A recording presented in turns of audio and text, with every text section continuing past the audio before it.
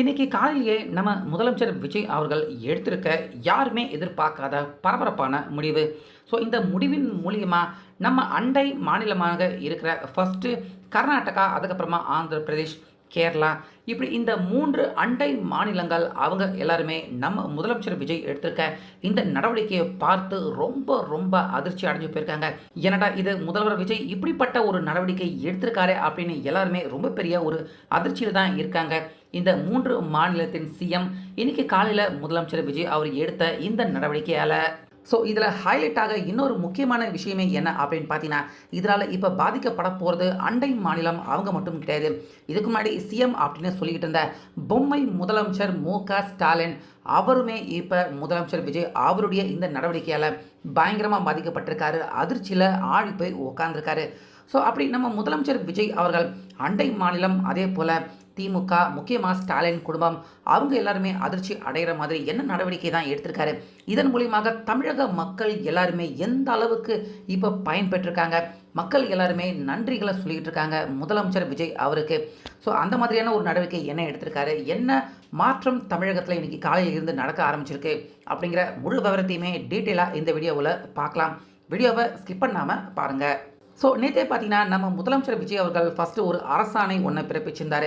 அது என்ன அப்படின்னு பார்த்தீங்கன்னா, அண்டை மாநிலமான கேரளா, ஆந்திரா, முக்கியமாக கர்நாடகா, இந்த பக்கத்து ஸ்டேட் இவங்க யாருக்குமே நம்ம தமிழ்நாட்டில் இருந்து கனிம வளங்களை அனுப்பி வைக்க முடியாது, 3 மாத காலத்துக்கு நிப்பாட்டி வைக்கிறோம் அப்படிங்கிற அறிவிப்பை அறிவிச்சிருந்தாங்க. கனிம வளம் அப்படின்னா முக்கியமாக மணல், ஜல்லி, எம்சாண்டு, மெட்டல் கற்கள், கருங்கற்கள், இந்த மாதிரியான கற்களை பக்கத்து அண்டை மாநிலத்துக்கு நாள் ஒன்றுக்கு கிட்டத்தட்ட ஆயிரக்கணக்கான லாரிகள் நம்ம தமிழ்நாட்டில் இருந்து அங்கே கொண்டு செல்லப்பட்டுக்கிட்டு இருக்கு. நம்ம எல்லாருமே பார்டரில் இருக்கிற ஸ்டேட் அந்த ஹைவேவை ஒரு நாள் சும்மா கிராஸ் பண்ணி பார்த்தா போதும், நம்ம போகிற அந்த கொஞ்ச நேரத்திலேயே எவ்வளோ பெரிய கனரக வாகனங்கள் டன்னு கணக்கில் தூக்க முடியாமல் இழுத்துக்கிட்டு போகிறத நம்மள பல பேர் நிச்சயமாக இது எல்லாத்தையுமே கவனிச்சிருப்போம். ஒவ்வொரு நாளும் அவ்வளவு ஆயிரம் கிலோ டன் கணக்கில் பக்கத்து நாட்டுக்கு கனிம வளங்களை நம்ம தமிழ்நாட்டில் இருந்து கொண்டு போயிட்டு தான் இருக்காங்க. கடந்த பல வருஷமாக பார்த்தீங்கன்னா இது நடந்துக்கிட்டு தான் இருக்குது. இதுதான் பார்த்தீங்கன்னா நம்ம முதலமைச்சர் விஜய் அவர்கள் இப்போ முதல் கட்டமாக முதல் 3 மாதத்துக்கு இதை நிப்பாட்டி வைக்கிறோம் அப்படிங்கிற உத்தரவை பிறப்பிச்சிருக்காரு.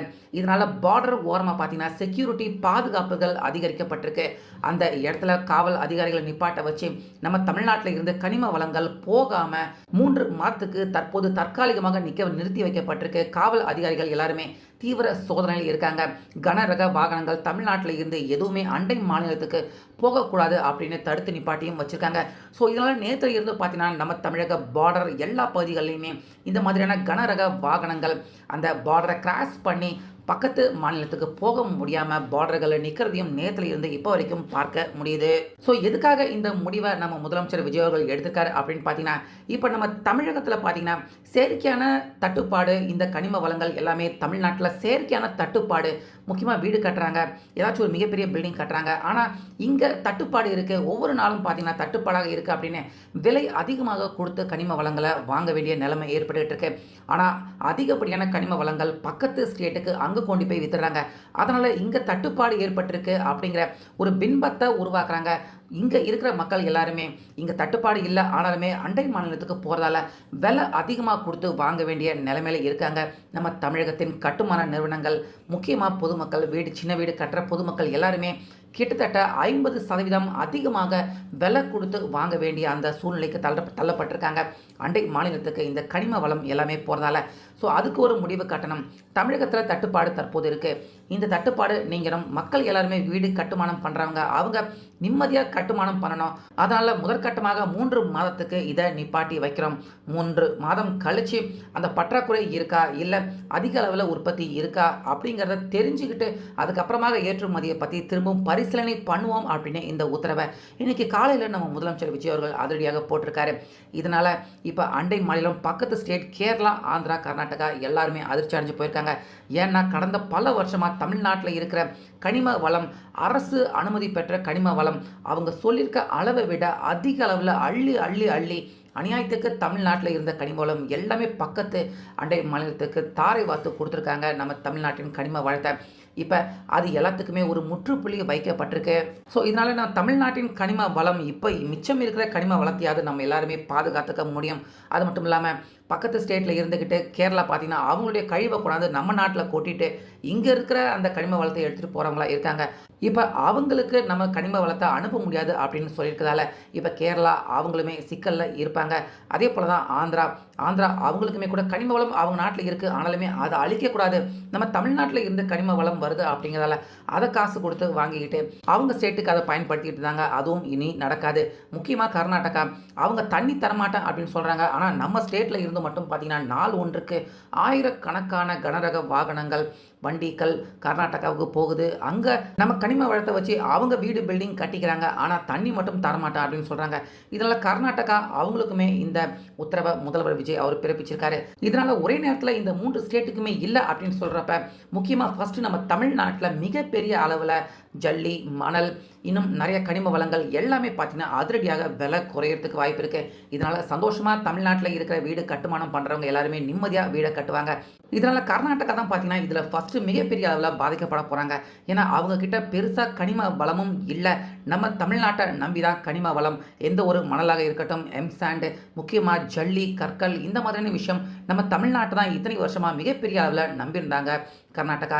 இப்போ நம்ம இந்த கனிம வளம் எதுவுமே அனுப்ப மாட்டோம் அப்படின்னு சொல்லிட்டா அவங்க நாட்டுக்குள்ளேயே அவங்க இருக்கிற அந்த கனிம வளத்தை வச்சுக்கிட்டு ஏதாச்சும் ஒரு பில்டிங் கட்டணும், அவங்க ஊரை நாட்டை டெவலப் பண்ணணும் அப்படின்னா கண்டிப்பாக அது நடக்காத விஷயம்.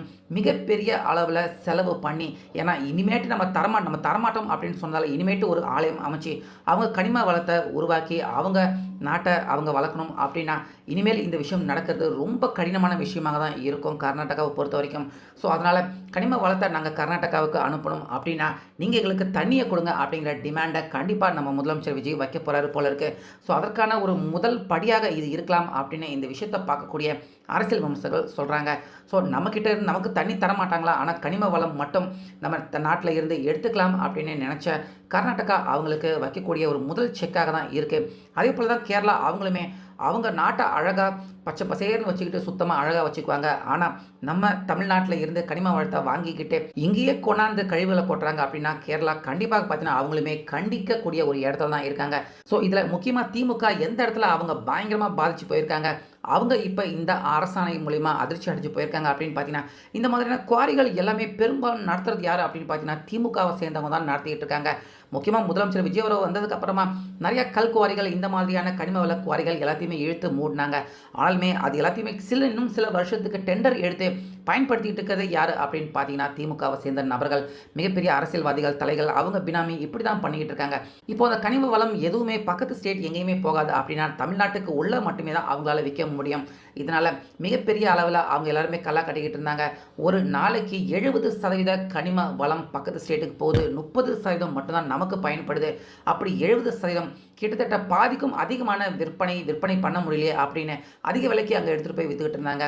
அது எல்லாமே பண்ண முடியாத அந்த நிலைமைக்கு தள்ளப்பட்டிருக்காங்க அவங்களுடைய அந்த அரசியல் தலைகள். பார்த்தீங்கன்னா இந்த வேலையை எல்லாத்தையுமே டெண்டர் எடுத்து பண்ணிட்டு இருந்த அரசியல் தலைகள் எல்லாருமே பாதிக்கப்பட்டிருக்காங்க.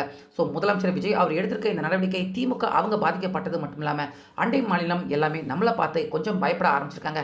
முக்கியமாக கர்நாடகா அவங்க இப்போ அவங்களுக்கு கனிம வளம் வேணும்னா தண்ணி கொடுத்தே ஆகணும் அப்படிங்கிற ஒரு இக்கட்டான நிலைமைக்கும் நம்ம முதலமைச்சர் விஜய் அவர்கள் தள்ளியிருக்காரு. ஸோ இது கண்டிப்பாக மிகப்பெரிய ஒரு வரவேற்கத்தக்க முடிவு அப்படின்னு இந்த விஷயத்தை கேட்குறவங்க எல்லாருமே முதலமைச்சர் விஜய் அவரை பாராட்டுறாங்க. ஸோ நீங்கள் இந்த விஷயத்தை எப்படி பார்க்குறீங்க அப்படிங்கிறத நிச்சயமாக கமெண்ட்டில் சொல்லுங்கள்.